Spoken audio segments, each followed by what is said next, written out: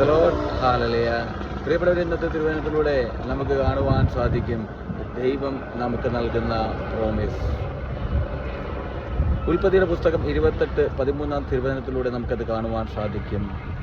ഗോവണിയുടെ മുകളിൽ നിന്നും കർത്താവ് അരുളി ചെയ്തു, ഞാൻ നിന്റെ പിതാവായ അബ്രാഹത്തിൻ്റെയും ഇസഹാക്കിൻ്റെയും ദൈവമായ കർത്താവാണ്.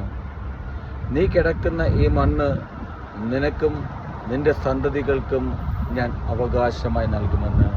പ്രിയപ്പെട്ടവരെ, ഈ തിരുവചനത്തിലൂടെ നമ്മൾ കടന്നു പോകുമ്പോൾ നമുക്ക് കാണുവാൻ സാധിക്കും ഏത് പശ്ചാത്തലത്തിലാണ് യാക്കോബിനോട് ദൈവം സംസാരിച്ചതെന്ന്.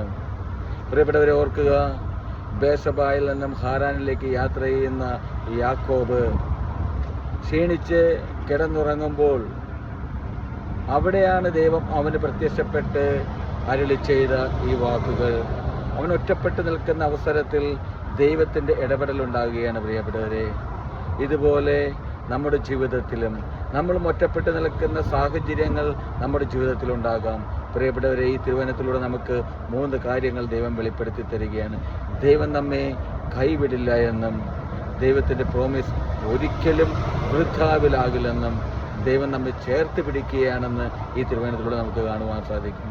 പ്രിയപ്പെട്ടവരെ, നീ ഓർക്കുക, നിന്റെ ജീവിതത്തിലും ഇതുപോലെ ഒറ്റപ്പെട്ട അവസ്ഥകളുണ്ടാകാം, വേദനിച്ച നിമിഷങ്ങളുണ്ടാകാം.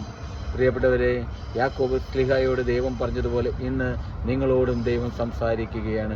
നിന്റെ ജീവിതത്തിൽ ദൈവം ഇടപെടുമെന്ന്, നീ ഒരിക്കലും ഒറ്റയ്ക്കല്ല എന്ന് ഈശോ ഉറപ്പ് നൽകുകയാണ്. പ്രിയപ്പെട്ടവരെ, ഈ തിരുവചനത്തിലൂടെ ദൈവത്തിൻ്റെ വാഗ്ദാനങ്ങൾ ഒന്നും വൃഥാവിലായി പോകില്ല.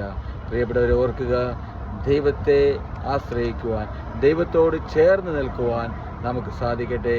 ദൈവത്തിൻ്റെ സ്നേഹം നമ്മുടെ ജീവിതത്തിലേക്ക്, നമ്മുടെ കുടുംബങ്ങളിലേക്ക്, നമ്മുടെ മക്കളിലേക്ക്, തലമുറകളിലേക്ക് അനുഗ്രഹങ്ങൾ കടന്നു വരുന്നത് നമുക്ക് കാണുവാൻ സാധിക്കും. ഹല്ലേലൂയ. ആമേൻ.